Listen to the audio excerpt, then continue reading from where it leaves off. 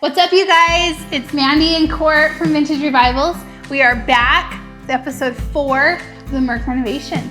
We're talking about our favorite part of the Merc at this point, the kitchen.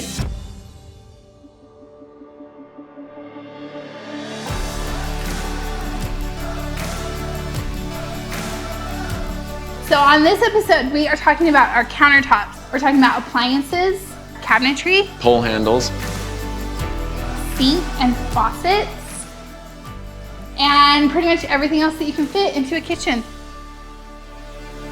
I would say probably 8 out of 10 want open concept houses. They want their kitchen and their living room to be one giant family-friendly area. Merc, that's not the case. I don't like open concept. Like, if I am avoiding doing my dishes, reminding me that I'm avoiding Does that them. just bring stress into your life? Yeah. You can't Netflix and just chill right there?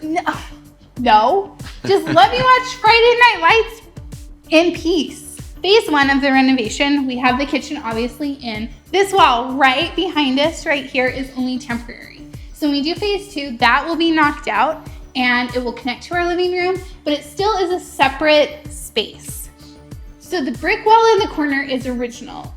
The original wall that is behind the stove and all of the cabinetry had 3 doorways in it. So we could not keep that exposed. So we had to sheetrock over that. But I loved this little window. It's just like a cute little pass-through window.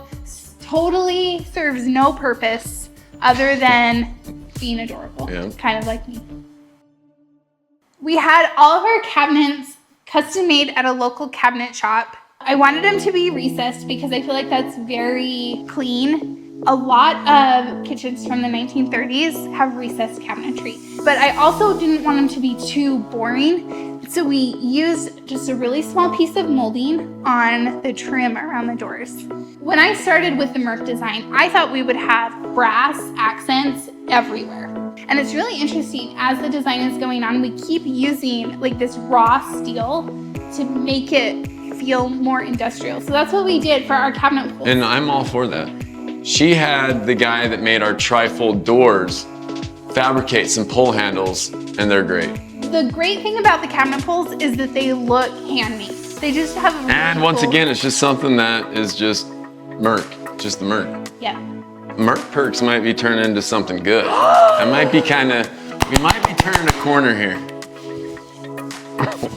One thing that people might not catch at first glance is that our cabinet color is actually really dark green. It's not black. So that plays into like a vintage vibe, but it also is a little bit daring. Because we don't have a pantry, we needed a lot of storage in here. So we have tons of cupboard space and drawers and like really smart storage solutions. One of the things that I heard for months before she began getting with the cabinet guy and talking to him about how they're going to design it was the glass fronts and the chicken wire running through it. Is that what it is, chicken wire? It's not chicken wire, it's safety glass. Safety glass. And now that we have them, love them. You guys, does this seem like a reoccurring situation? It might be. In your life, we needed a place for people to congregate when they are in the kitchen. And that's where this awesome island comes into play. So we can fit 4 bar stools underneath this little peninsula that comes off. And the thing that I love about it so much is that it is very DIY-able. If you have a house and you need more counter space in your kitchen, you could absolutely duplicate this idea. Yeah. The countertops that we are using are decked in. They are an ultra compact countertop. I have literally been wanting these countertops for 5 years. I was at a Home Depot store managers meeting 5 years ago, and decked in had just come out and they were demoing it for all the store managers, and they literally lit it on fire. And all I have heard from that day forward is decked in. Decked in, decked in, decked in. Seriously. We're getting decked in. It's basically indestructible. It is scratch proof. It is completely stain proof. Like, kids who spill fingernail polish, totally cleaned up. Sharpies, you don't have to worry about heat transference. I mean, we would never use a knife in here. because we don't really cook food, but maybe like a razor blade cutting some wood. Yeah. It's not gonna scratch, it will dull the razor blade. I'm digging that. I'm feeling like I'm gonna start cooking at the Merc though. I feel like the Merc is a new leaf. I've heard this all before, I don't believe No, it's real, guys. I'm gonna learn how to cook. I'm excited for that episode. We have the coolest sink going in the Merc. It is a brand new product from LK. It is a stainless steel apron front sink, and the apron front is interchangeable. You can change it out. They have a whole bunch of different colors, different metal finishes. The inside is stainless steel, that stays, but the front is interchangeable. We also have a pot filler on that wall. Which was a must-have for you for some reason. Well, because it's beautiful and it matches our faucet. I knew it wasn't to fill up a spaghetti bowl. Our faucet and pot filler are both from LK also, and they are this really good dark steel finish. They have kind of a traditional vintage vibe. All of our appliances came from Home Depot. They are KitchenAid.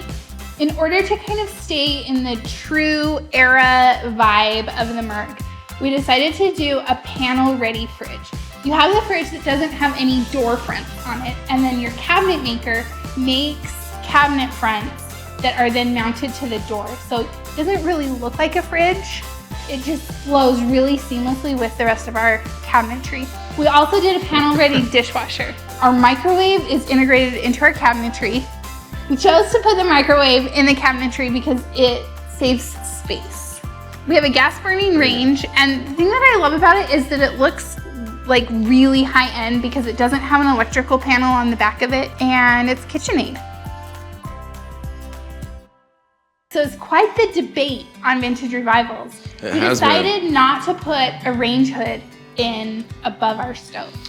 Now, for people that cook a lot, use their stove a lot, you probably want a range hood. Definitely necessary. For people that don't cook a lot, you don't need it. I mean, I literally have turned on a range hood like 3 times in my entire life, and that is when I started things on fire. This is not a normal setup. So this room is actually in the phase 2 portion of the renovation. It has a dropped ceiling. It's like a little room inside the big room. So there would just be a flat ceiling with a pipe going out of it, and it would be going up through the roof. So we vetoed the range hood, Yep. which is fine. We're doing some really cool open shelving above it. We also have tile going on that wall. It's just really simple 4x4 white tile from Home Depot. Like, you can buy it in stock. It's very inexpensive. We have a good amount of open shelving. The open shelving that is going in front of our window is to help with privacy and also because it looks cute. And the open shelving that is going above our stove, that's where we're gonna store all of our dishes.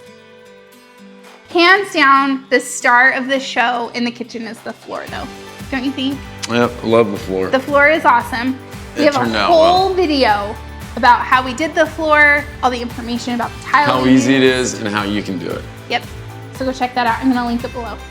All right, guys, we want to thank you for watching the show. Yes, thank you so much. And thank you for joining us in the heart of our home.